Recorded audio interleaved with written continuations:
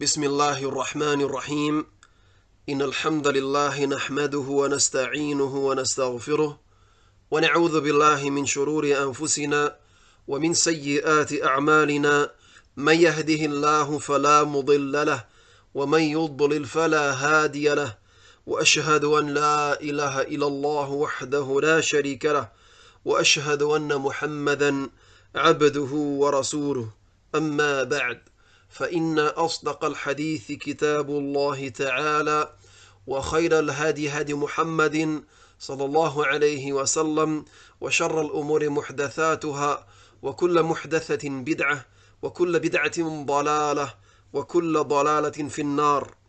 Certamente que todos os louvores são para Allah, nós o louvamos, a Ele pedimos ajuda e a Ele pedimos perdão. Pedimos proteção a Allah contra o mal de nós mesmos e das nossas más ações. Aquele que Allah guia, ninguém o pode desviar, e aquele que desvia, ninguém o poderá guiar. E testemunho que não existe nenhuma divindade que tenha o direito de ser adorada, exceto Allah, o único, sem parceiros. E testemunho que Muhammad é o seu servo e mensageiro. Isto dito, com certeza que a mais verídica das narrações é o livro de Allah. E o melhor caminho é o caminho do profeta Muhammad sallallahu alaihi wasallam. E as piores coisas são as invenções na religião. E todas as invenções na religião são inovações.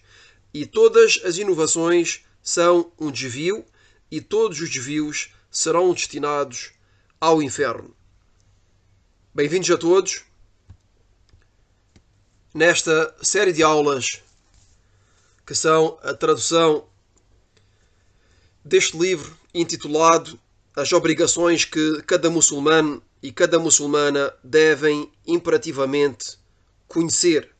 Livro do autor, o Imam Muhammad ibn Abdul Wahhab, rahimahullahu ta'ala, com a explicação do Sheikh Ahmed An-Najmi, rahimahullah. Na aula de hoje iremos ler ou traduzir as condições de La ilaha illallah de maneira resumida. E iremos ler uma breve explicação do Sheikh Ahmed An-Najmi, rahimahullah, do sentido de La ilaha illallah. Então iremos abordar duas coisas. A primeira, que é de maneira resumida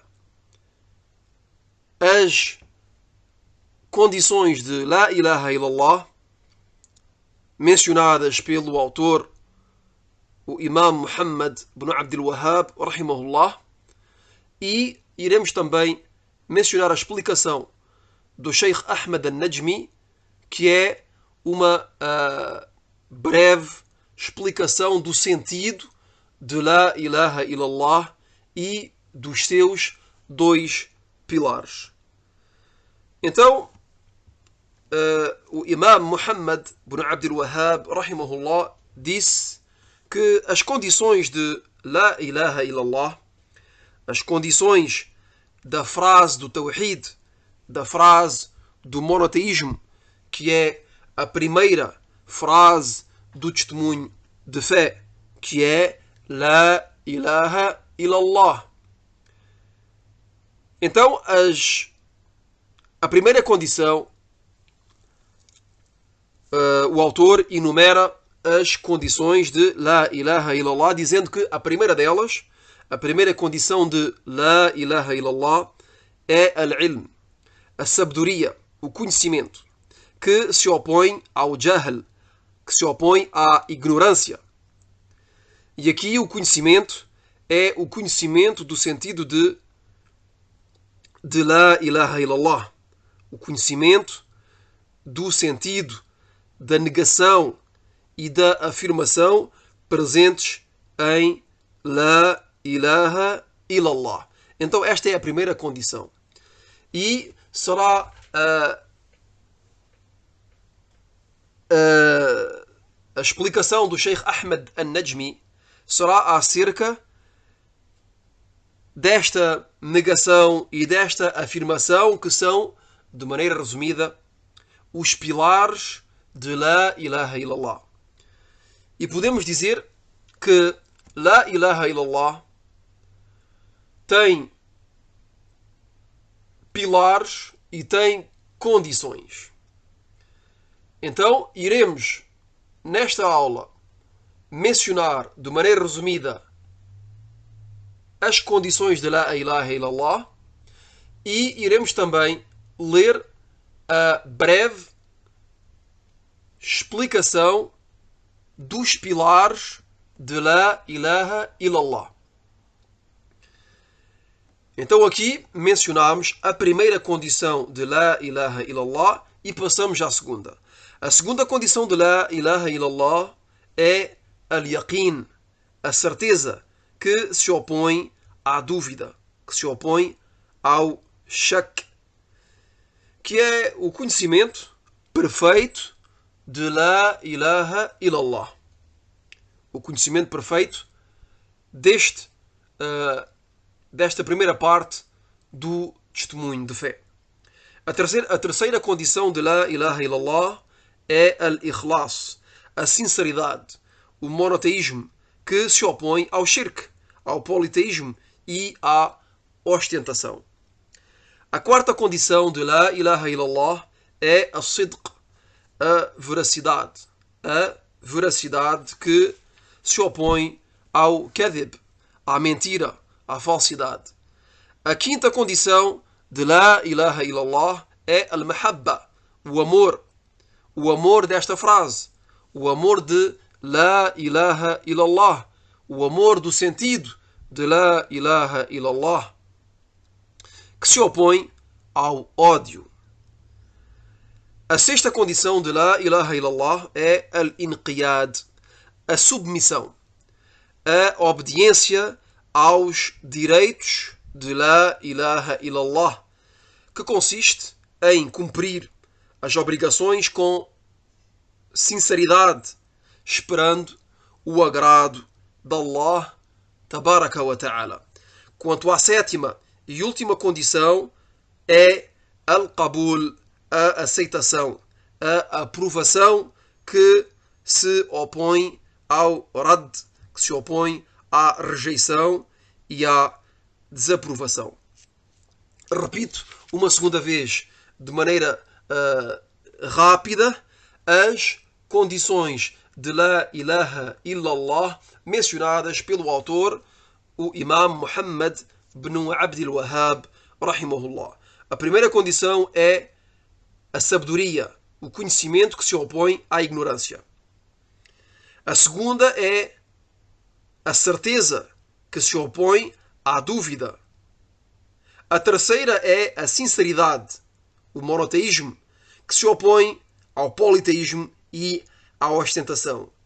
A quarta condição é a veracidade, que se opõe à mentira, à falsidade. A quinta condição é o amor, que se opõe ao ódio. A sexta condição é a submissão. A submissão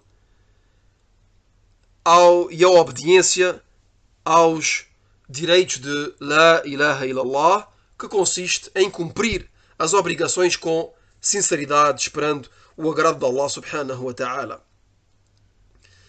E o oposto da submissão, que é a insubmissão. Quanto à última condição de La ilaha illallah, que é a sétima, é a aceitação, a aprovação que se opõe à rejeição e à desaprovação. Aqui se termina a palavra do autor, o Imam Muhammad ibn Abdul Wahhab, rahimahullah ta'ala. E, como disse anteriormente, passamos à explicação do Sheikh Ahmed al-Najmi do sentido de La ilaha illallah. Então, o Sheikh Ahmed al-Najmi, que explicou este livro, antes de iniciar a sua explicação de cada ou de cada uma destas condições de La ilaha illallah, fez uma breve explicação de La ilaha illallah e dos dois pilares de La ilaha illallah que foram abordados há poucos. Então o Sheikh Ahmed An-Najmi disse: o sentido de La ilaha illallah é que nenhuma divindade tem o direito de ser adorada exceto Allah. E esta frase é composta de dois pilares. La ilaha illallah. Esta frase é composta de dois pilares. O primeiro é a nafi, a negação e a rejeição que se encontra no início desta frase, que é La ilaha. Esta frase tem dois pilares. La ilaha é o primeiro pilar e o segundo pilar é illallah. Então aqui, no primeiro pilar, que é La ilaha, encontramos a negação, a nafi, a rejeição, que é que não há nenhuma divindade. É o facto de dizer que não há nenhuma divindade. Quanto ao segundo pilar desta frase, é al-ithbat. É al-ithbat, a afirmação, que se encontra no final desta frase, que é illallah, exceto Allah. Então, nesta frase, encontramos, em primeiro lugar, uma negação e, em segundo lugar, uma afirmação. Começamos por negar. E este é o primeiro pilar. E na segunda parte desta frase, deste testemunho, temos o segundo pilar, que é a afirmação. Portanto, a primeira parte da frase, La ilaha, não há nenhuma divindade, é a rejeição e a negação de tudo aquilo que é adorado além de Allah. É a rejeição e a negação de tudo aquilo que é adorado além de Allah. Aqui, nesta primeira parte desta frase, negamos e rejeitamos a adoração das falsas divindades. E a segunda parte desta frase, que é illallah, exceto Allah, é a afirmação de que a adoração é dirigida unicamente e exclusivamente a Allah, o único, sem parceiros. Então negamos e rejeitamos a adoração das falsas divindades e, depois de termos negado e rejeitado a adoração das falsas divindades, afirmamos a adoração para Allah subhanahu wa ta'ala unicamente e exclusivamente. Aqui se termina a curta explicação do Sheikh Ahmed An-Najmi rahimahullah.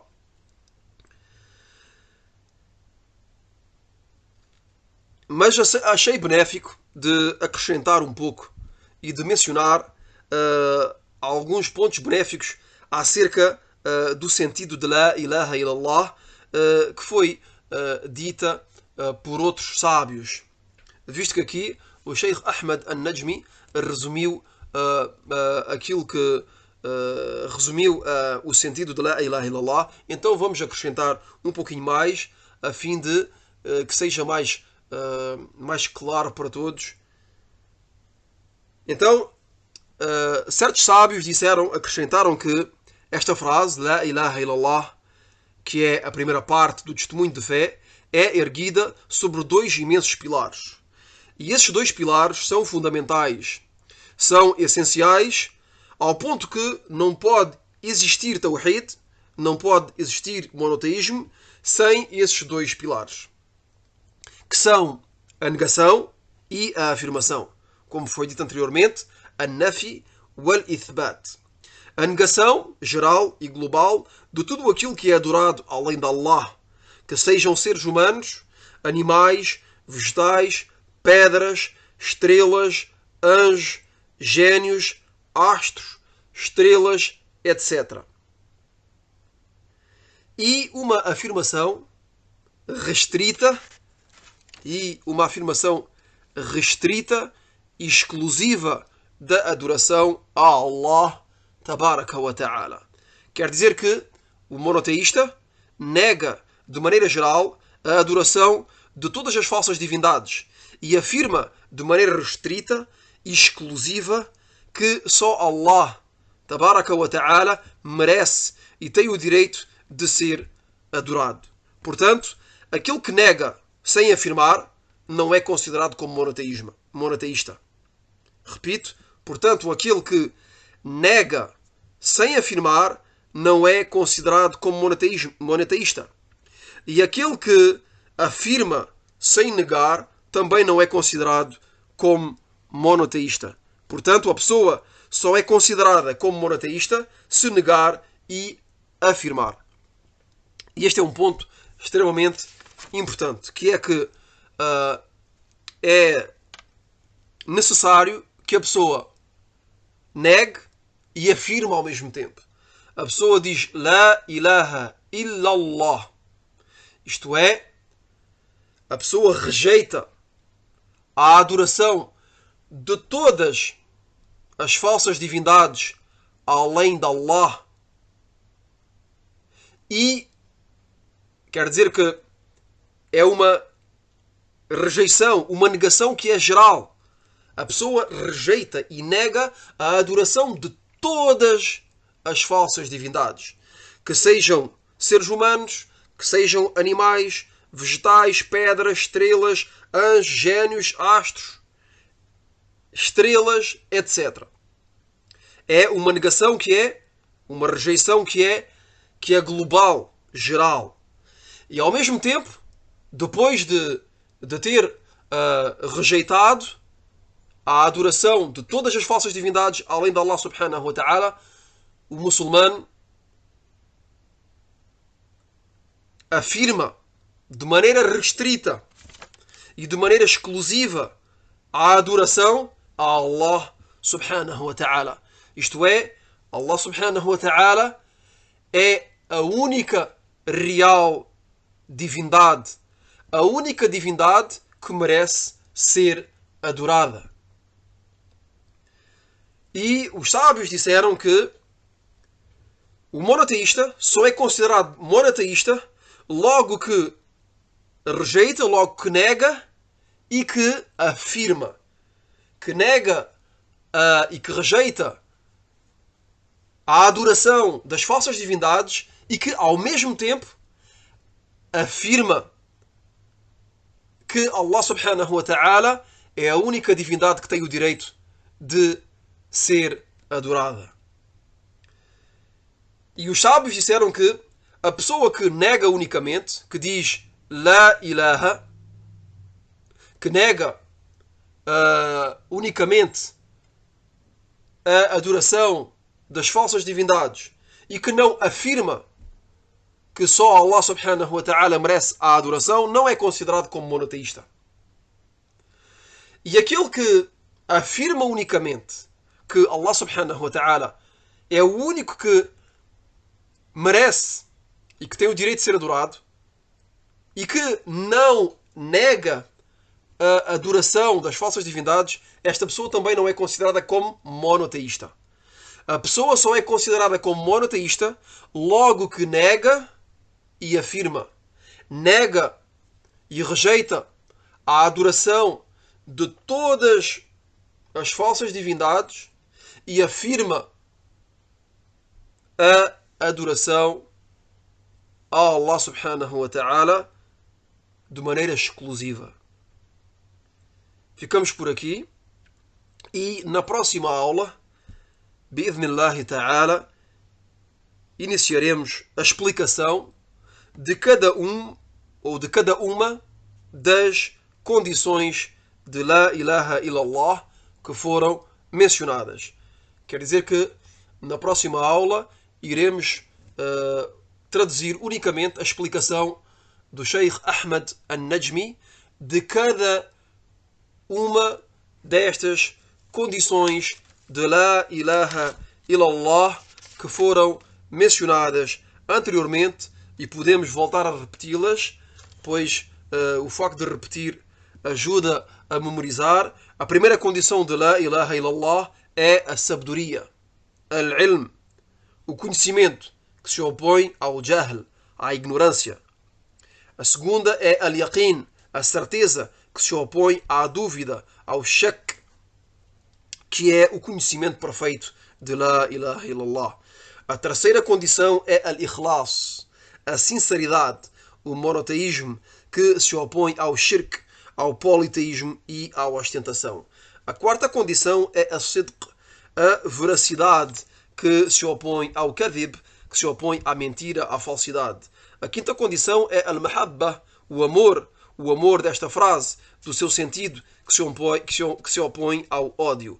A sexta condição é al-inqiyad, a submissão, a obediência aos direitos de La ilaha illallah, que consiste em cumprir as obrigações com sinceridade, esperando o agrado de Allah tabaraka wa ta'ala, que se opõe à insubmissão. Quanto à sétima e última condição é al-qabul, a aceitação, a aprovação, que se opõe ao rad, à rejeição e à desaprovação. Wallahu a'lam, wa sallallahu wa sallam ala nabiyyina Muhammadin wa ala alihi wa sahbihi ajma'in. سبحانك اللهم وبحمدك أشهد أن لا إله إلا أنت أستغفرك وأتوب إليك.